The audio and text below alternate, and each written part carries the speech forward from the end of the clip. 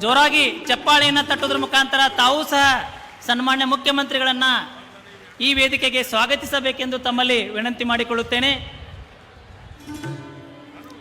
SL. ಭೈರಪ್ಪರವರ ಕಾದಂಬರಿಯನ್ನು ಕೊಡುವುದರ ಮುಖಾಂತರ ಸನ್ಮಾನ್ಯ ಸತೀಶ್ ಜಾರಕಿಹೊಳಿ ಸಾಹೇಬರು ಹಾಗೂ ಶರಣ್ ಪ್ರಕಾಶ್ ಪಾಟೀಲ್ ಸರ್ ಅವರು ಸ್ವಾಗತಿಸಿದ್ದಾರೆ.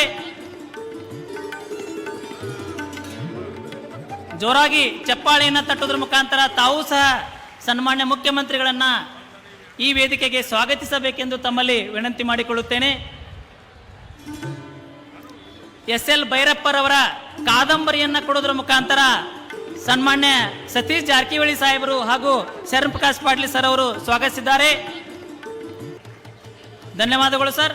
ಅದೇ ರೀತಿಯಾಗಿ ವೇದಿಕೆ ಮೇಲೆ ಆಸೀನರಾಗಿರ್ತಕ್ಕಂಥ ಮಾನ್ಯ ಮಹಿಳಾ ಮತ್ತು ಮಕ್ಕಳ ಅಭಿವೃದ್ಧಿ, ವಿಕಲಚೇತನರು ಮತ್ತು ಹಿರಿಯ ನಾಗರಿಕರ ಸಬಲೀಕರಣ ಸಚಿವರಾದಂಥ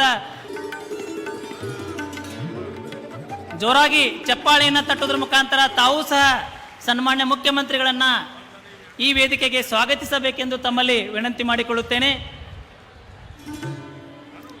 ಎಸ್.ಎಲ್. ಭೈರಪ್ಪರವರ ಕಾದಂಬರಿಯನ್ನು ಕೊಡುವುದರ ಮುಖಾಂತರ ಸನ್ಮಾನ್ಯ ಸತೀಶ್ ಜಾರಕಿಹೊಳಿ ಸಾಹೇಬರು ಹಾಗೂ ಶರಣ್ ಪ್ರಕಾಶ್ ಪಾಟೀಲ್ ಸರ್ ಅವರು ಸ್ವಾಗತಿಸಿದ್ದಾರೆ. ಜೋರಾಗಿ ಚಪ್ಪಾಳೆಯನ್ನು ತಟ್ಟುವುದರ ಮುಖಾಂತರ ತಾವೂ ಸಹ ಸನ್ಮಾನ್ಯ ಮುಖ್ಯಮಂತ್ರಿಗಳನ್ನ ಈ ವೇದಿಕೆಗೆ ಸ್ವಾಗತಿಸಬೇಕೆಂದು ತಮ್ಮಲ್ಲಿ ವಿನಂತಿ ಮಾಡಿಕೊಳ್ಳುತ್ತೇನೆ.